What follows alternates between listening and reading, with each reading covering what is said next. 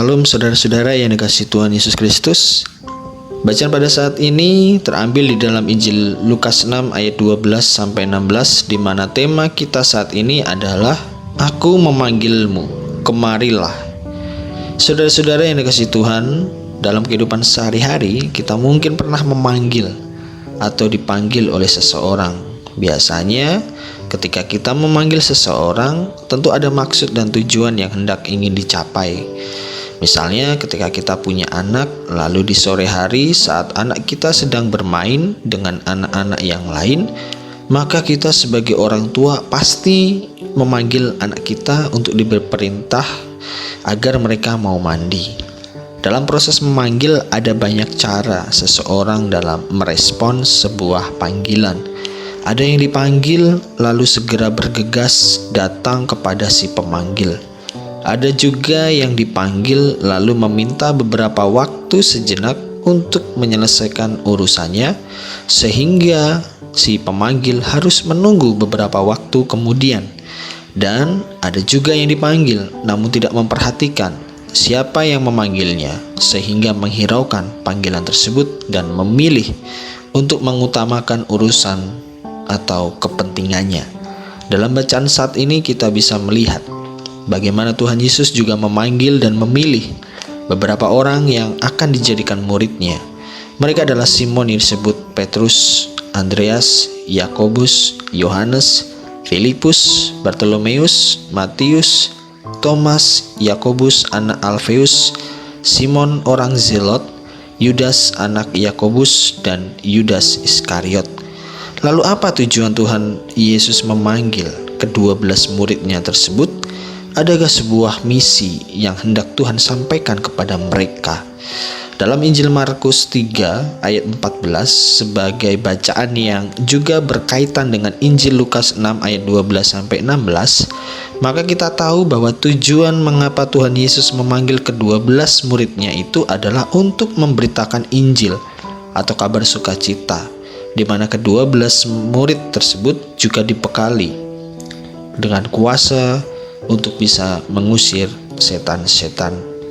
Dalam buku Sinaksarion atau buku tentang kisah para rasul suci, dikatakan bahwa 12 murid Yesus itu merupakan gambaran atas gereja dalam perjanjian lama, yaitu persekutuan dari 12 suku Israel keturunan Abraham.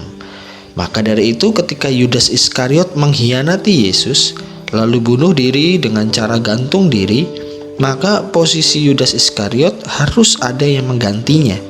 Itu sebabnya dalam Kisah Para Rasul 1 ayat 15-26, posisi Yudas Iskariot digantikan oleh Matias untuk ditambahkan kepada bilangan ke-11 para rasul untuk mempertahankan bilangan 12. Jadi melalui ke-12 murid Yesus inilah kemudian menjadi embrio bagaimana Injil disebarkan sampai berdirinya jemaat atau gereja, sebagaimana nubuatan Tuhan Yesus kepada Simon Petrus di dalam Injil Matius 6 ayat 18 tentang Tuhan Yesus yang akan mendirikan jemaat atau gerejanya.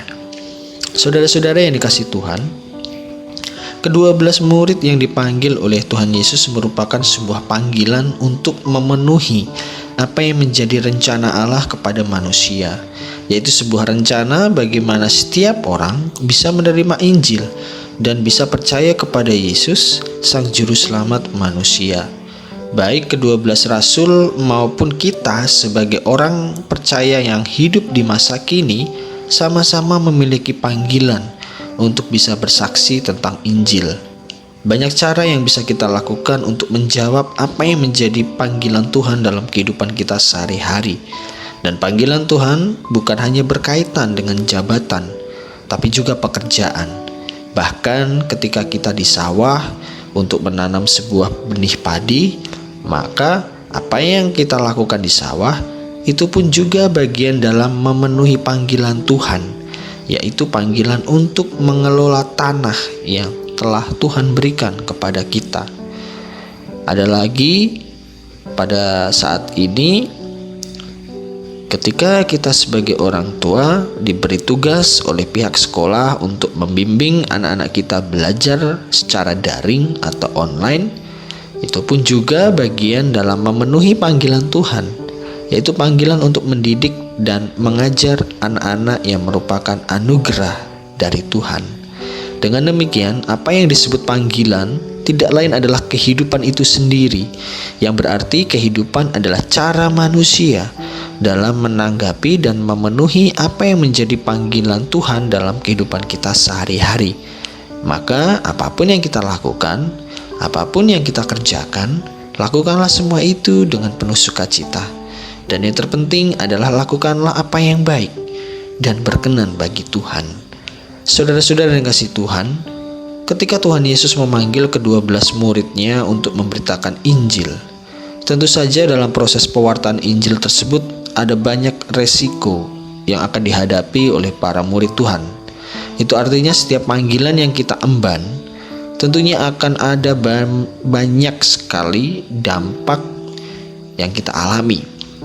Entah itu dampak yang membuat kita bahagia, atau justru sebaliknya, dampak yang membuat kita menjadi kecewa dan terluka. Akan tetapi apapun dampak atau resiko yang nantinya kita alami ketika memenuhi panggilan Tuhan, maka jangan sampai membuat hati kita menjadi ciut dan melemah, sama seperti halnya sebuah pelayanan. Bahkan terkadang apa yang menurut kita baik belum tentu baik menurut orang lain. Oleh sebab itu, yang diperlukan di sini adalah sebuah kesabaran dan ketekunan bahwa pelayanan dengan segala resikonya adalah cara kita dalam memenuhi panggilan Tuhan. Bahkan jika kita melihat kehidupan para rasul yang diutus Tuhan untuk memberitakan Injil, maka kita akan tahu bagaimana pelayanan yang mereka lakukan menuai banyak sekali tantangan. Bahkan beberapa dari mereka berani mati oleh karena mempertahankan imannya kepada Kristus. Sementara itu, ketika mereka dipanggil oleh Tuhan, mereka juga pasti mengalami keraguan dan ketakutan. Apakah saya sanggup memenuhi panggilan Tuhan untuk memberitakan Injil? Keraguan, ketakutan, kecemasan yang dirasakan para murid Tuhan, itu juga yang kita rasakan ketika menjalani kehidupan sehari-hari. Terkadang ketika kita diberi suatu tugas, pelayanan, atau apapun itu yang berkaitan dengan tanggung jawab, seringkali kita merasa minder dan bertanya dalam hati, bisakah saya melakukannya? Akan tetapi sekali lagi kita perlu memahami bahwa bisa saja tugas atau pekerjaan yang kita lakoni tersebut adalah cara Tuhan memanggil kita untuk melakukan kehendak-Nya. Sebuah panggilan yang membentuk karakter kita menjadi seseorang yang siap untuk melayani Tuhan.